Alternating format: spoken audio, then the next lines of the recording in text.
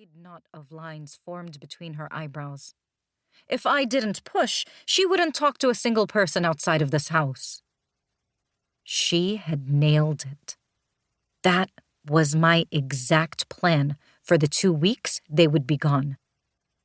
Sometimes, Umma said, without changing her tone or missing a beat, people aren't worth talking to. Umma could stand up for me without sounding mean or angry. One of the many things I loved about her. Since Umma didn't drive, there would be no theater camp, no public speaking camp, and best of all, no improv camp. My next 2 weeks were completely planned out. I had an unread pile of books, playlists created, shows downloaded, videos that needed editing. My schedule was packed with nothing, exactly as I liked. Counting meals and bathroom breaks, and possibly combining both, I would only have to leave my room 3 times a day. The first 2 weeks of summer were going to be perfect. Mom threw the gifts on her bed. We visited India every year. Nothing went in after the bounce and zip. Plus, we're going to miss your talent show, Sammy.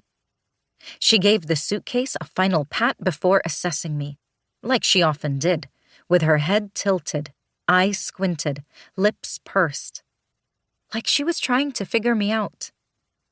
I wish our flight was a few hours later so we could watch your performance before we left. I know how much you kids have been practicing, and I'm so proud of you for taking part. I didn't have the heart to tell her I hadn't been to practice for over a week. Didn't know if they were practicing without me. Didn't want to be in the show at all. That's what happens when you're signed up for a talent show with your ex-best friend. 2. Halloween in June. Middle school was a crusher of dreams. I no longer had a best friend, and teachers assigned projects about dung beetles just in time to ruin weekends.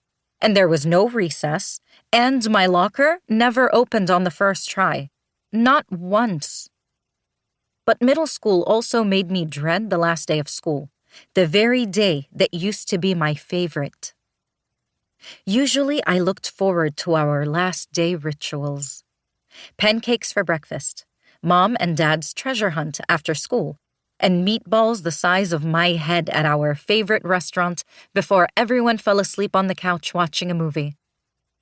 Instead, I woke up on this last day of school with a stomach ache, and the sheets pretzeled at the foot of my bed. The worst part was knowing I had brought this misery on myself by saying yes when I should have said no. The sky slowly brightened, and the silhouette of the tree outside my window came into shape. Something wasn't right. I pushed the curtain aside with one foot, knocking over 2 of my birthday bears. What I saw changed my day, my summer, and if I was being dramatic, my whole life. I tried to jump out of bed to get a better look, but landed on my knees when my foot got caught in the twists of the blanket. Hanging from the branches of my favorite maple tree, covering the knot in the trunk where my toe fit perfectly, hiding the nook that curved for my back when I sat to read, were sheets and sheets of white. I ran out of my room and leaned over the railing to see pots boiling and bubbling with no one standing over them, the smell of coffee already filling the house.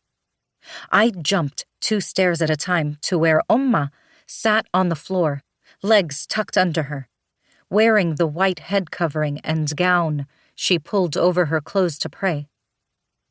Every time I needed an adult, they were praying. The faster I needed them to go, the slower they went. I hopped on one foot and the other, waiting not so patiently. She turned her head to her right shoulder, so I knew she was almost done. I barely let her turn to the left before pulling her to the front door. "What's wrong, Sammy?" she asked. "Imran is okay?"